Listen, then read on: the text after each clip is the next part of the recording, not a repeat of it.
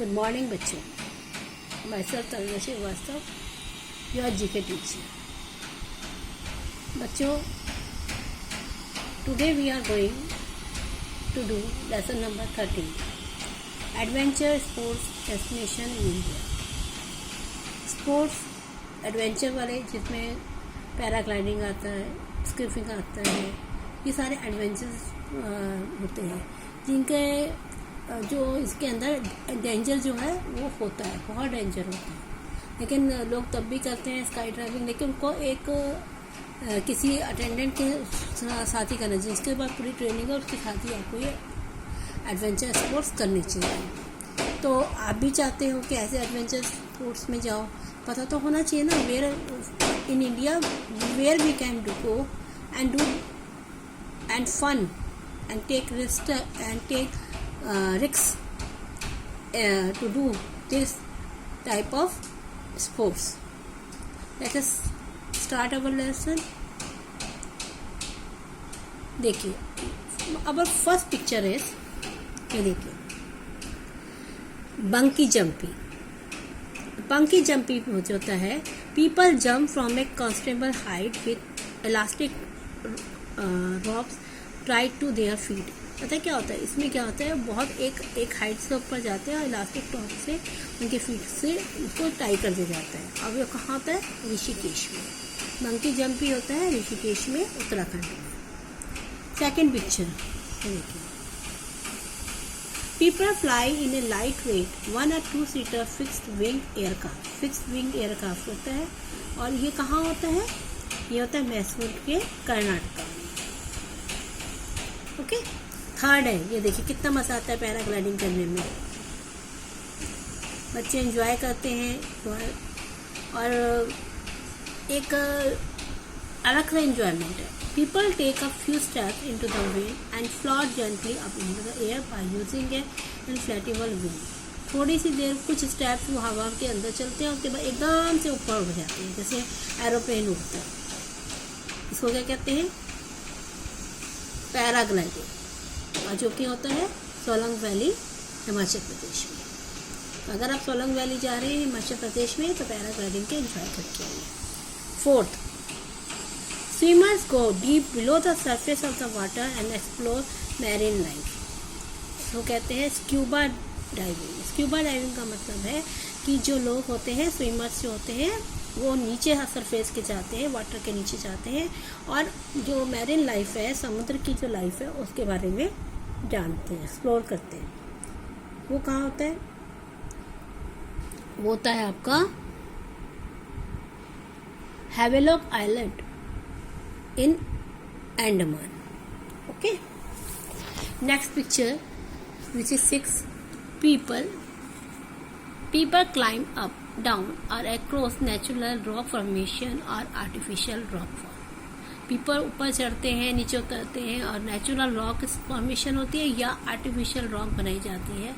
और क्योंकि बच्चों के लिए वो कहाँ होता है? वो सतपुरा माउंटेन मध्य प्रदेश में. तो सतपुरा की जो माउंटेन्स की रेंज है उसके अंदर, सतपुरा के अंदर मध्य प्रदेश में, वहाँ लोग इस गेम को एंजॉय करते हैं. नेक्स्ट है 7th, sky diving. People jump from a slow moving aircraft after flying in a height less than 10,000 metre. छोटे से मूविंग एयरक्राफ्ट में और बहुत 10,000 मीटर हाइट के ऊपर वो फ्लाई करते हैं. इसे कहते हैं स्काई डाइविंग, जो होती है महसान के गुजरात में. ओके. अब आपका है इन सब, और आपको ये पता है इन सब के लिए प्रॉपर ट्रेनिंग और फॉलो इंस्ट्रक्शन जो वो देते हैं पार्टिसिपेंट को किसी भी एडवेंचर स्पोर्ट्स में जाने के लिए, उस इंस्ट्रक्शन को पूरी तरह फॉलो करनी पड़ती है. क्योंकि आपको पता है आपको कितने ऊंचे से जाते हैं. अगर ज़रा भी इंस्ट्रक्शन नहीं फॉलो करिए और अपने आप कुछ करने लगे तो फॉल होके गिर जाओगे और कुछ भी हो सकता है. तो विदाउट ट्रेनिंग, विदाउट इंस्ट्रक्शन कभी भी इन गेम्स में नहीं जाना है. और अपने, अगर आप छोटे हैं तो अपने बड़ों के साथ जाइएगा.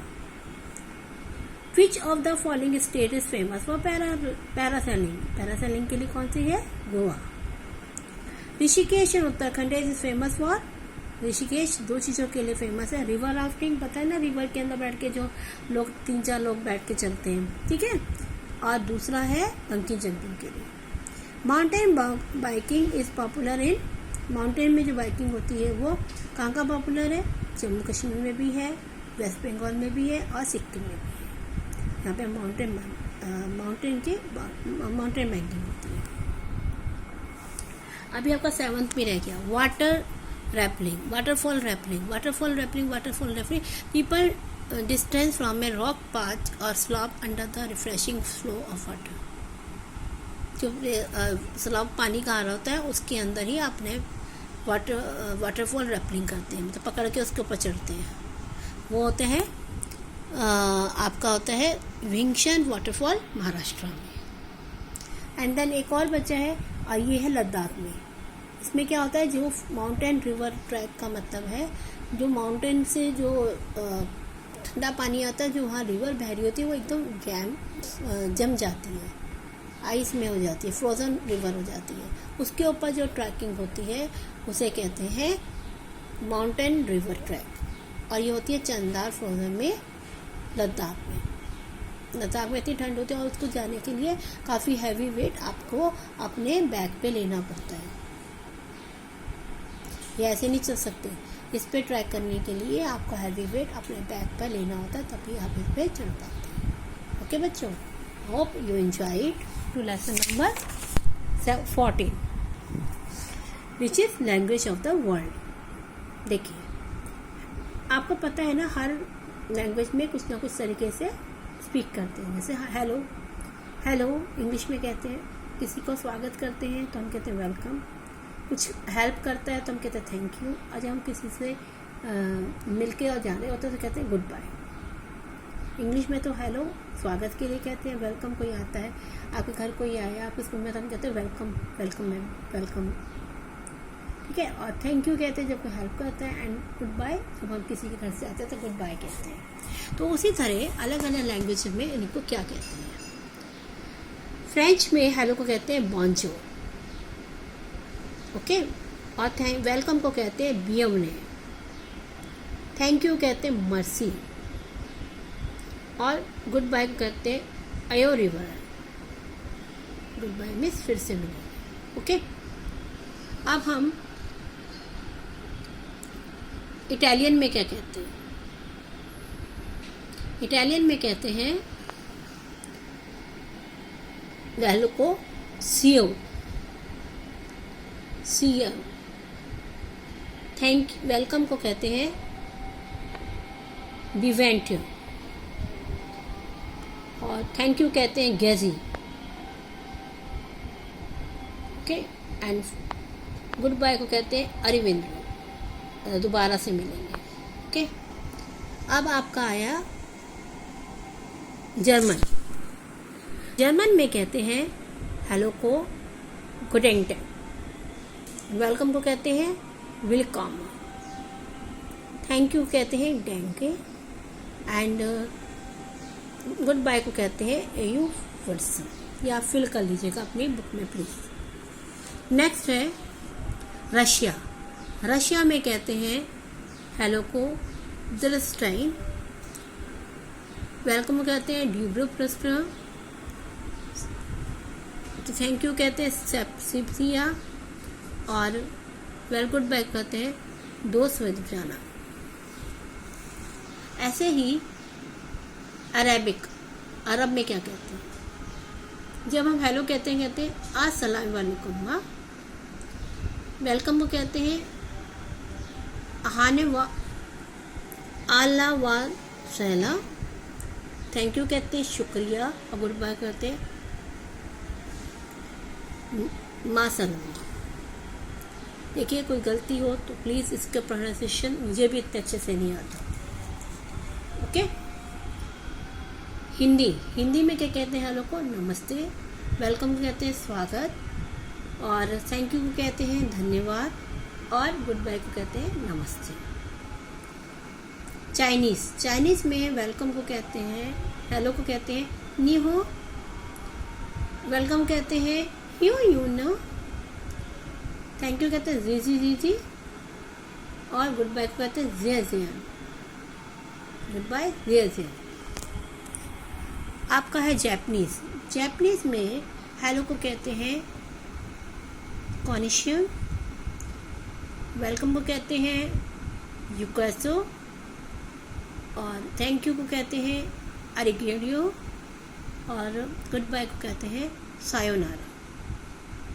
ये तो सायोनारा वाला तो एक गाना भी है, ठीक है, इससे सायोनारा सबको याद रहेगा।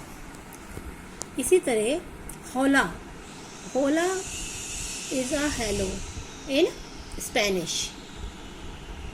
ओके, स्पेनिश में होला को हेलो को होला कहते हैं। बॉम दिया इन पुर्तगालीज में बॉम दिया, पोर्टुगीज के हिसाब से क्या है, गुड मॉर्निंग।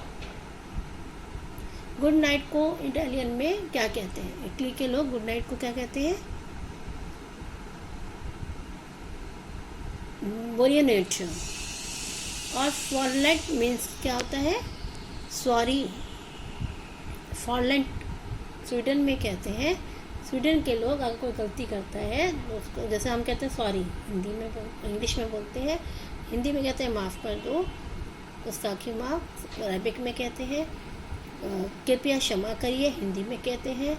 उसी तरह फॉरलेट स्वीडन में कहते हैं, स्वीडन सॉरी को स्वीडन में कहते हैं फॉरलेट।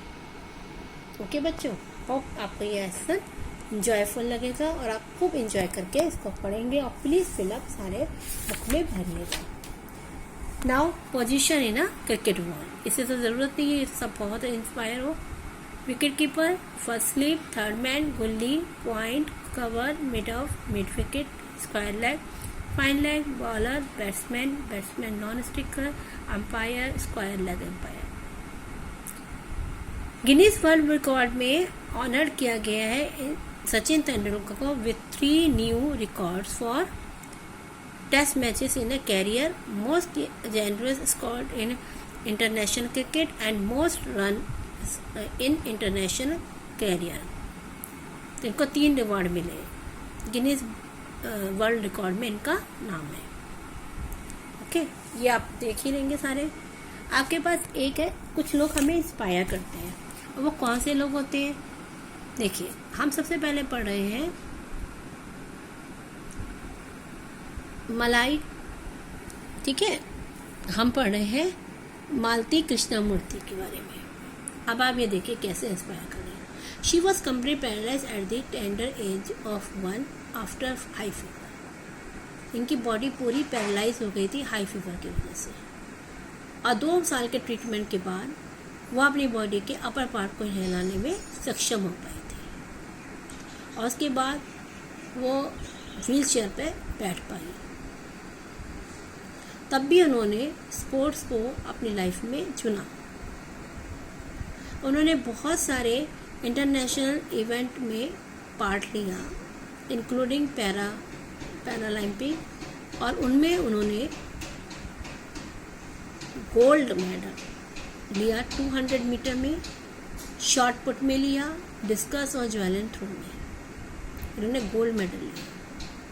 ये नहीं है कि कोई आदमी बीमार हो गया, कुछ हो गया तो कुछ नहीं कर सकता, सब कुछ कर सकता है। अगर आपकी इच्छा हो तो you can do everything. She runs the Matharo foundation to help differently abled children from rural India. अब वो एक मथारो फाउंडेशन क्लब चलाती हैं जिसमें डिफरेंटली एबल चाइल्ड जो होते हैं रूरल इंडिया में उनको शिक्षित करती है, ट्रेन करती है, ऐसा फाउंडेशन चलाती है।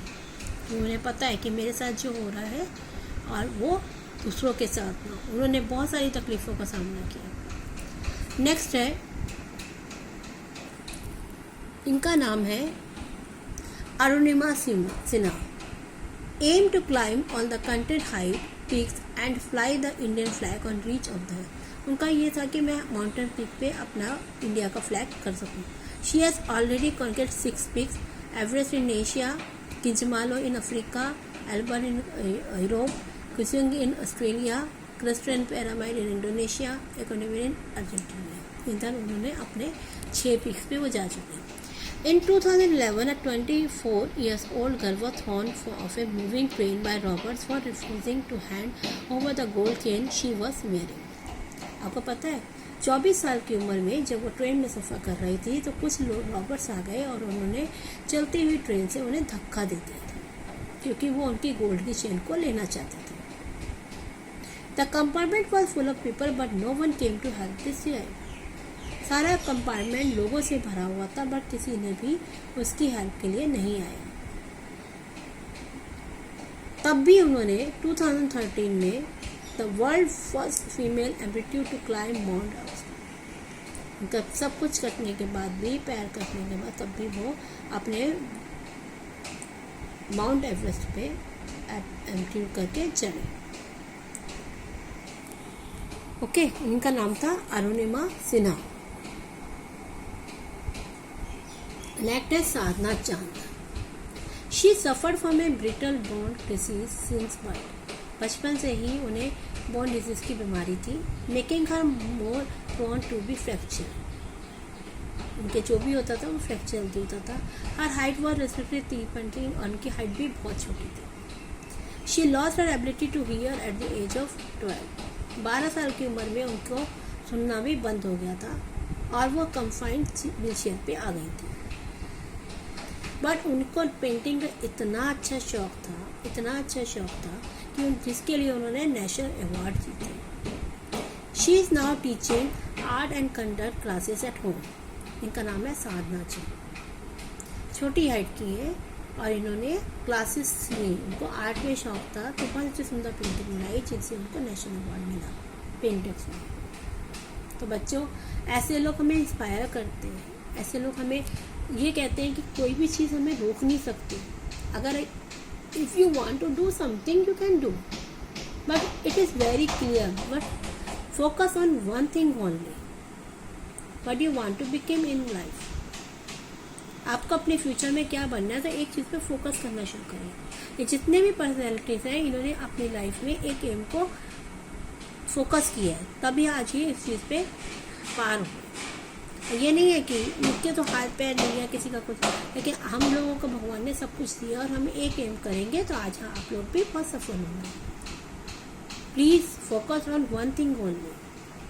It's my request and do all the work in book. Okay, bye, thank you.